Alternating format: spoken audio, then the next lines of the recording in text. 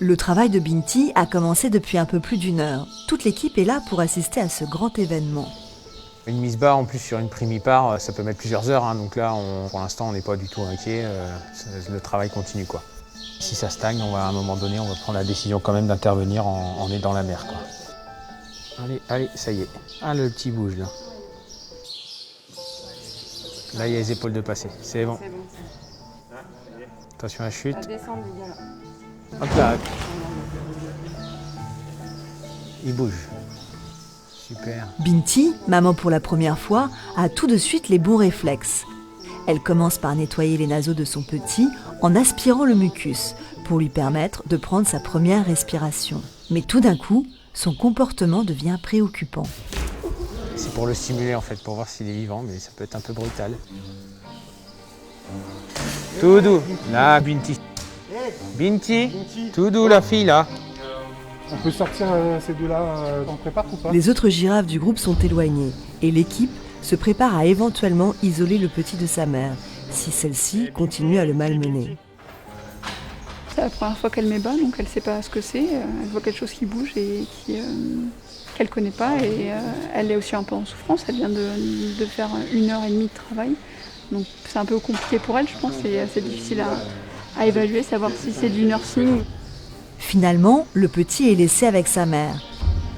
Isoler la jeune maman pourrait en effet casser un lien encore fragile. Très vite, Binti semble se calmer. Ah, ça c'est chouette ça. On est rassuré là, la mer est un peu brutale, mais je pense que c'est fini, c'est passé, vu que ça peut être la cible des prédateurs. Le but c'est qu'en fait le petit se lève rapidement ou qu'il montre des premiers signes de vie en fait rapidement.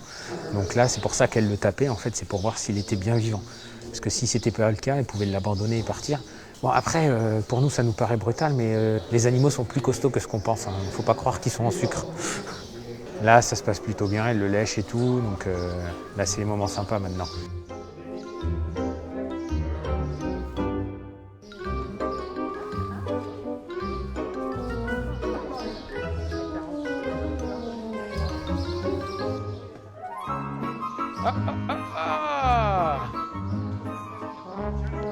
Moins d'1 heure après sa naissance, le petit est déjà debout et les soigneurs ont trouvé son prénom. On a une petite hippopotame qui est née, on l'a appelée Gloria. On a un petit zèbre qui est né, on l'a appelé Marty. Donc si on suit la logique des choses, là c'est un petit mâle girafe, donc en théorie on va l'appeler Melman.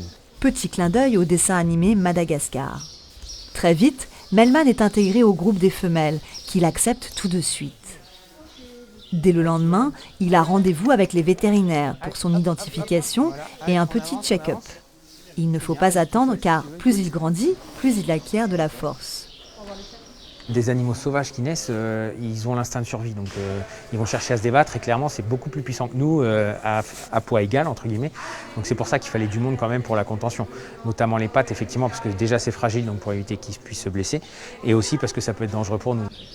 La puce c'est bon, le sexe on est bon, prise de sang on est bon, cordon on est bon. Le palais, c'est bon. Ok. Juste une petite compression pour le président. Ouais, ça va. T'as pu prendre ce qu'il te fallait ensemble? Ouais. Nickel, c'est super. Vous pouvez y aller, ouais, tous les trois. Avec Titi, on reste 2 secondes.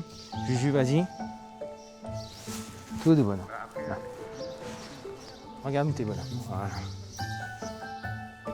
La consultation s'est bien passée et Melman se porte très bien.